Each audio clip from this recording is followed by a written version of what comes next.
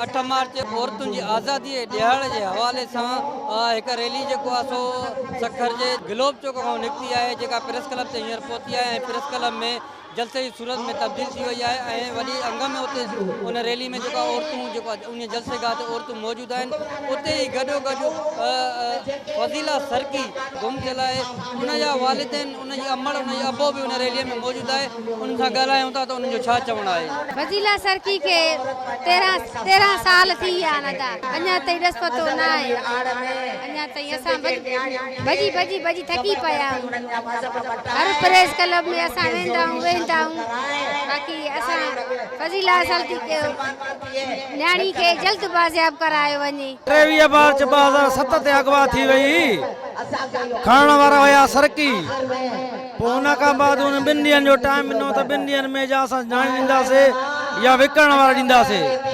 पोइ हुन खां बाद असांखे न हिन महिल ताईं न्याणी मिली आहे न विकिणण वारा मिलिया आहिनि।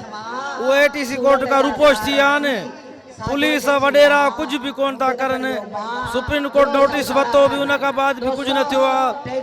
असां हाणे जेको आहे त आर्मी चीफ खे अपील कयूं था, इमरान खान खे अपील कयूं था, हिते औरतुनि जो ॾियारो ते आया आहियूं त असां मज़लूमनि जो बि आवाज़ उथायो वञे ऐं न्याणी वापसि कराई वञे। औरतुनि जी आज़ादीअ जे ॾिहाड़े सां जी मुनासिबत सां फज़ीला सरकी जेका गुज़िरियल 13 सालनि खां गुम आहे, जंहिंजो को ॾस पतो न आहे, उनजा वालिदैन बि हिन रैलीअ में शरीक आहिनि ऐं हू फज़ीला सरकीअ जी आज़ादीअ जी घुर कनि था। कैमरामैन आगा शोएब सां गॾु जावेद गुंजो, सिंध TV न्यूज़, सखर।